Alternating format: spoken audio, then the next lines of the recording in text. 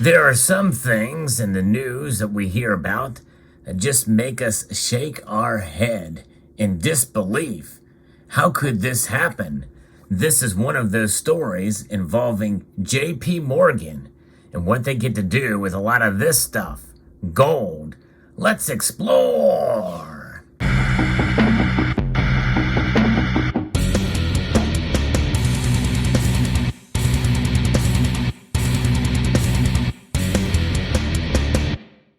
Greetings, members, one and all of the Salivation Nation.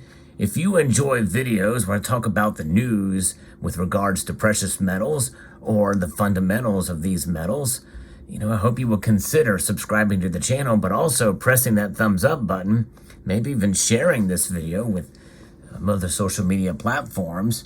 But this is a story from Business Live, and this is quite interesting indeed, and it makes me wonder, how could they get away with this, JP Morgan? Well, apparently they're going to join another large financial institution, which is also has some little bit of trouble as well too, along with it. But what big financial institution doesn't these days? Seems like they get away with a lot, for sure. But the World Gold Council is going to give the go-ahead for JP Morgan to help store bullion for the globe's biggest gold-backed exchange-traded fund. Yes, indeed, you heard that right. Remarkable to think about that, but JP Morgan will join HSBC in storing bullion for the world's biggest gold-backed exchange-traded fund. The fund's operator said last week, ending its rival's sole guardianship of the $52 billion stash of gold. So it ends its rivalry and joins them there. And it just goes to show you that this kind of activity pretty much shows kind of where we are at with the market, especially the ETFs. It ends a rivalry, which means that it can be further manipulated. At least there's the chance that it could be. I wouldn't be surprised if it's done, because the World Gold Council gave its blessing to it. The change, which begins on December the 6th, is a boon for JP Morgan. And by the way, that is probably on the day that you will see this video, December the 6th. It's a boon for JP Morgan, which could rake in millions of dollars in storage fees. So you think about it, they've been charged $920 billion for precious metals fraud, and now they're being rewarded by the World Gold Council in order to store all of this gold. Pretty remarkable. HSBC has been the sole custodian for SPDR Gold Trust, also known as the GLD, which it launched back in 2004. The bank stores about 910 tons of gold for GLD in London, about a quarter of all the gold held for ETF globally. Pretty remarkable. And the article goes on to say here that the addition of JP Morgan will change the current single custodian and vault operating model to accommodate the activity of the fund in anticipation of future growth, the World Gold Council, which runs the fund, said in a statement. So the World Gold Council runs this fund, knows that JP Morgan has just had a huge slap on the wrist to the tune of $920 billion, and we have several that have been charged and convicted with precious metals fraud from their primary precious metals trading desk. Sentences has yet to be handed down, and they are saying it's okay. We trust JP Morgan to store this gold.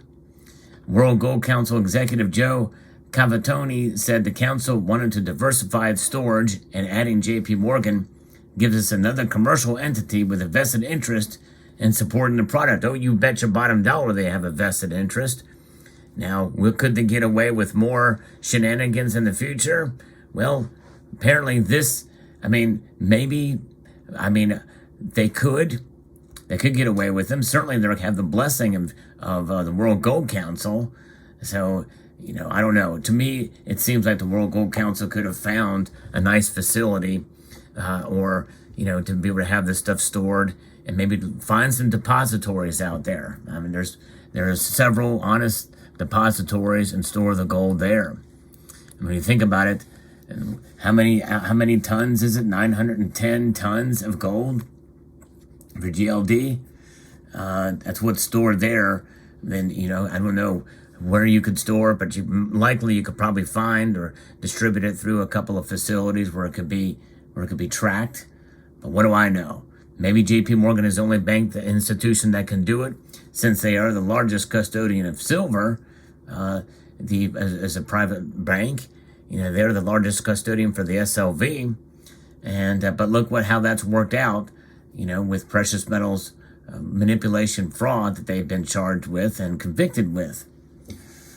Nonetheless, he said that the World Gold Council would seek to funnel gold to JPMorgan, for example, by sending its new metal added to the fund, and held out the possibility of an eventual even split between the two banks. If we get to the point where there's a very equal balance between the relationships, that would be exciting for us, he said. Oh, I'm sure it would. But then the thing about this is, again, not totally understanding, what is involved.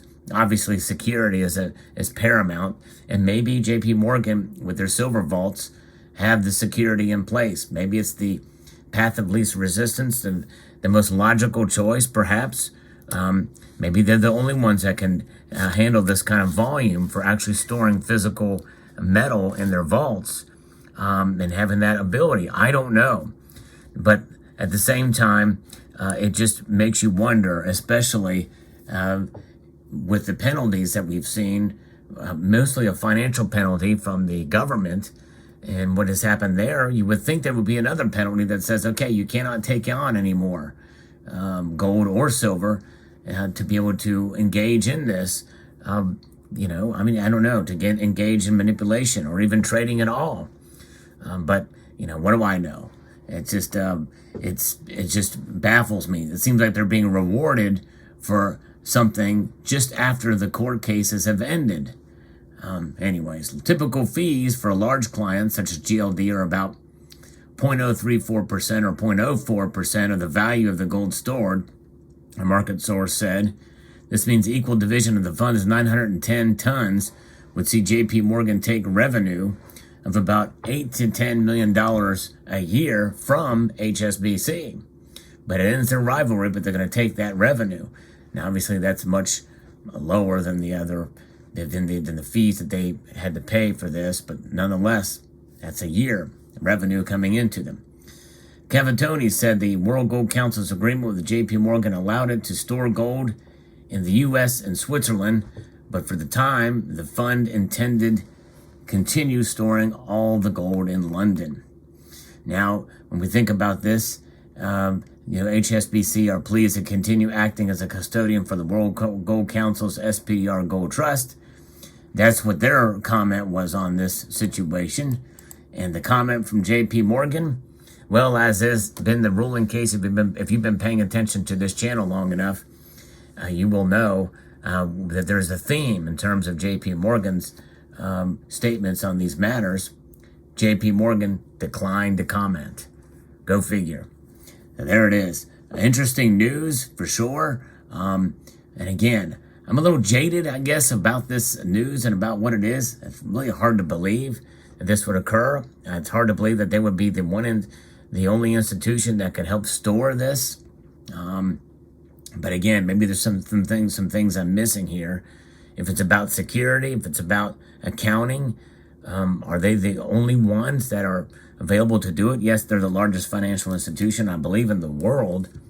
But still, it seems like there could be other ways it could be done. But I don't know. If you know of anything, or if you know of anybody that works at JPMorgan or know this case more intimately and how this is handled, how the SPDR Gold Trust and the like is handled, why is HSBC why is it being taken from HSBC if they have the 910 tons now? Obviously, they've got it stored, so why break it up? I just wonder. There's raises a lot more questions, I think, than answers. It's kind of mind-blowing to me when you think about it. But there it is. But what are your thoughts in the comment section below about this story? And What do you think this? How do you think this will fare for trading for the futures and the ETFs down the road? As they will certainly be and continue to be more derivatives, more paper examples, more electronic transactions than there are the ounces to back them up. That we know will not change and will probably only increase, since a lot of these things were started, in about 2004 through 2006. How was gold and silver traded before those times? Think about that. I believe that we should go back to those times. This whole idea of derivatives, I think, is insane. I think it's ridiculous. It's gotten so blown out of proportion. A paper representation of gold is no better than a fiat currency, in my view, in terms of its actual representation, because it's already abusing what it was meant to represent. It's an exposure to gold or an exposure to silver without actually owning the metal itself. And I believe there should be one-to-one accountability. And I think that's what the Sprott funds do. The exchange-traded products that they have are completely backed by the physical. If you're going to have a model like that, have it accountable by a third party, independent party, and make sure it is accountable and make sure it matches one-to-one. That's where your true value is, I believe, in having exchange, having exposure to gold and silver. And even so, there is still counterparty risk if you buy those products, even if they're backed fully by the physical. Anytime you involve a third party in anything, it's counterparty risk, including the storage of your metals. So if you have a precious metals IRA, for example, you are at the mercy of the custodian, of the vault, of the where it is stored. That is something you must take into account and to consider. But I can also understand why some people, and I have a friend at work who bought ETS because they don't want to have to worry with handling gold or having it in their possession. They would just want the exposure to it in their markets. It's convenience. Let somebody else deal with it. And you also save on premiums as well too. So it's an attractive measure for some, and I'm not against it for the practicality of it. But I do believe, I believe if people are going to purchase those things, they should purchase those that are backed by the full ounce, a full weight, and the full accountability of the metal. So in other words, a one-to-one ratio between the products and what you have. In this case, I've got it all in hand. The premiums are worth it to me to have it in my possession. And there is some counterparty risk to some of this stuff, by the way, but that party is very trustworthy. There's for sure. It's a very low risk in that case where this is stored. So that if you have the luxury of being able to do that, to store it off-site, where you can have easy access to it, or easy enough access to it, might not be a bad idea.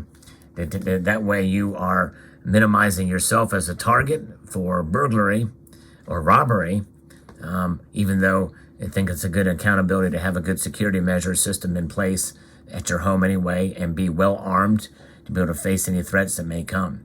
So there you have it. Let me know what your thoughts are in the comment section below. I'd like to extend a multitude of gratitude to you all for taking the time to watch and to encourage you to please rate, share, comment, and subscribe.